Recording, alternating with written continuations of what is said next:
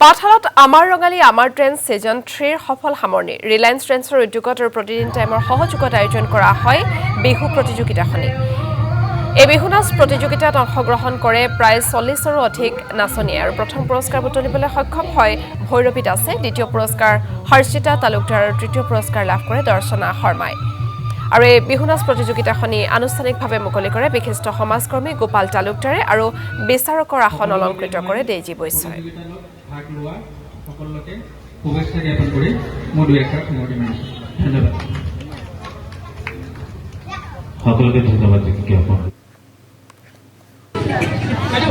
প্ৰতিদিন টাইমছৰ সহযোগত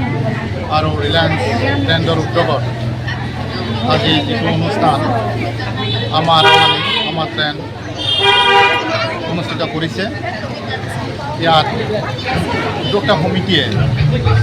আমাৰ সিঁচৰিত হৈ থকা কণ মহিলাসকলক ইয়ালৈ আনি ৰঙালী বিহু প্ৰতিযোগিতাখনি উদ্বোধন কৰিছে আৰু ইয়াতে আমি এটা কথা গম পাইছোঁ যে আমাৰ যি সিঁচৰিত হৈ প্ৰতিভা আছে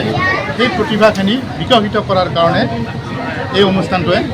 উদ্যোগ লৈছে ইয়াৰ কাৰণে আমি উদ্যোক্তা সমিতিলৈ ধন্যবাদ জনাইছোঁ আৰু এনেকৈ যদি প্ৰত্যেক অনুষ্ঠানে এনেকুৱা অনুষ্ঠান অনুষ্ঠিত কৰে তেতিয়াহ'লে আমাৰ উক্ত প্ৰতিভাবোৰ জাগ্ৰত হৈ সমাজত বিকশিত হ'ব